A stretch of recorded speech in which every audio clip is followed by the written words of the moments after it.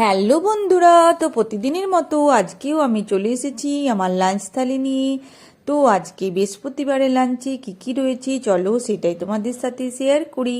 তো বৃহস্পতিবারের লাঞ্চে রয়েছে আমার গরম ভাতের সাথে কাগজি লেবু, আর রয়েছে গরম গরম করলা ভাজা, তার সাথে রয়েছে লঙ্কা ভাজা দিয়ে আলু সেদ্ধ, আর করেছি গরম গরম 2 পিস বেগুন ভাজা, তার সাথে করেছি সর্ষে, পেঁয়াজ, কাঁচা লঙ্কা, টমেটো দিয়ে মাছের ঝাল দেওয়া।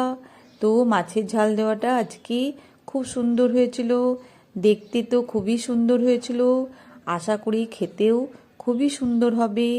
আর এই বেগুন ভাজা আর আলু সেদ্ধ দিয়ে একটু ঘি খেতে ইচ্ছে করলো, তাই লাস্টে একটুখানি ঘি নিয়ে নিলাম আর নুন নিয়ে নিলাম।